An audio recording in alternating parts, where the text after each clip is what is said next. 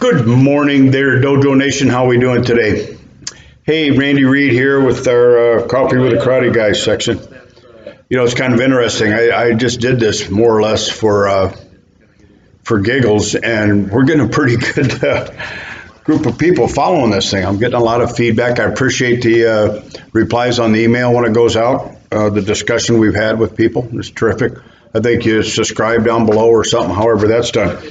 So, hey, I talk with a lot of my friends all the time, and we're discussing different parts of the martial arts business. How many locations is perfect? How big should your school be?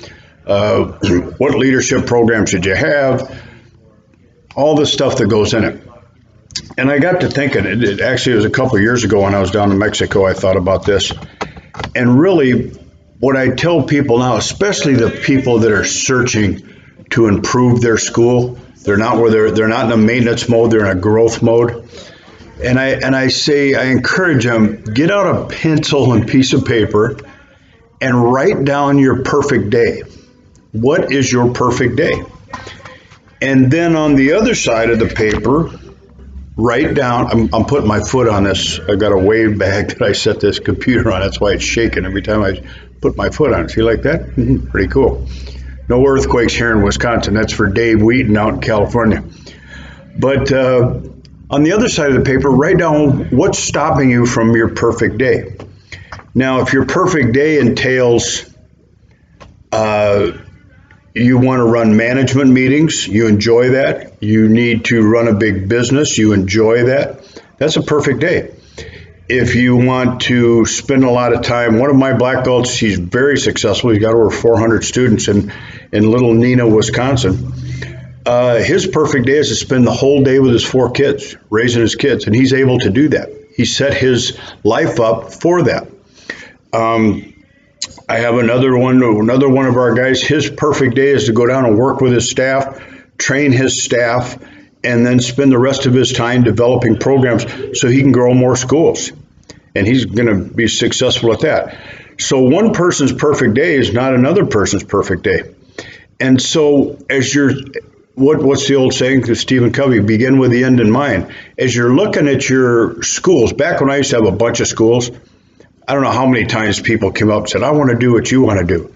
And I said, you want to live in the basement of a school? You want to break every bone in your body, get divorced, be broke, and do everything it takes 18 hours a day, 7 days a week for 20 years? Sure, knock yourself out. No, they don't want to do that. They want the end result. So as you think about what your perfect day is, make sure you're not chasing something that's not going to give you your perfect day.